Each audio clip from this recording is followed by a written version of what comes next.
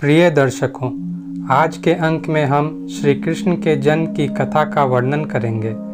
भागवत पुराण के अनुसार द्वापर युग में मथुरा नगरी पर कंस नाम का एक अत्याचारी राजा शासन करता था। अपने पिता राजा उग्रसेन को गद्दी से हटाकर वो स्वयं राजा बन गया था। मथुरा की प्रजा उसके शासन में बहुत दुखी थी, लेकिन वो अपनी बहन देवकी से बहुत प्यार करता था। उसने देवकी का विवाह अपने मित्र वसुदेव से कराया था।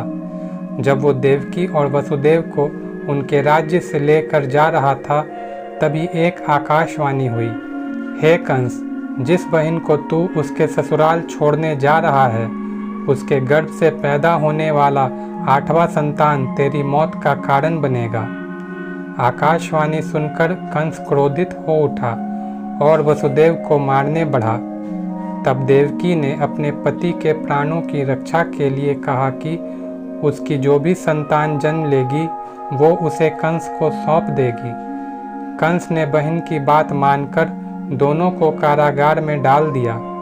कारागार में देवकी ने एक एक करके 7 बच्चों को जन्म दिया, लेकिन कंस ने उन सभी का वध कर दिया।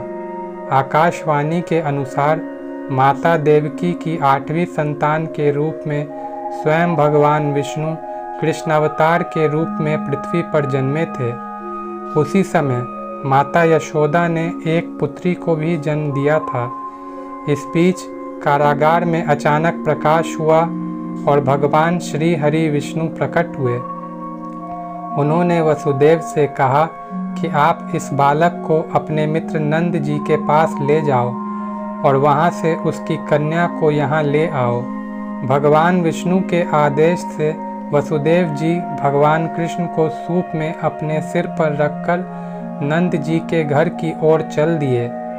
भगवान विष्णु की माया से सभी पहरेदार सो गए। कारागार के द्वार खुल गए। यमुना ने भी शांत होकर वसुदेव जी के जाने का मार्ग प्रशस्त कर दिया।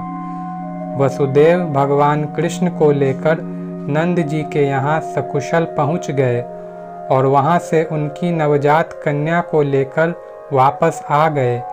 जब कंस को देवकी की 8वीं संतान के जन्म की सूचना मिली तो वह तत्काल कारागार में आया और उस कन्या को छीनकर पृथ्वी पर पटकना चाहा, लेकिन वह कन्या उसके हाथ से निकलकर आसमान में चली गई। फिर कन्या ने कहा, हे मूर्ख कंस, तुझे मारने वाला जन्म ले चुका है और वह गोकुल पहुंच गया है। अब तुझे जल्द ही तेरे पापों का दंड मिलेगा।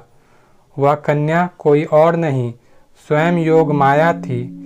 ये आकाशवाणी सुनकर कंस और घबरा गया। कृष्ण को मारने के लिए कंस ने बारी बारी से कई सारे राक्षस गोकुल भेजे, लेकिन श्री कृष्ण ने सभी का वध कर दिया और आखिर में श्री कृष्ण ने कंस का भी वध कर दिया। दोस्तों, श्री कृष्ण जन्म से जुड़ी हुई ये कहानी अगर आपको पसंद आई हो तो कमेंट में जय श्री कृष्ण ज़रूर लिखें और साथ ही ऐसी ही और कहानियाँ सुनने के लिए हमें लाइक, शेयर और सब्सक्राइब करें। जय श्री कृष्ण।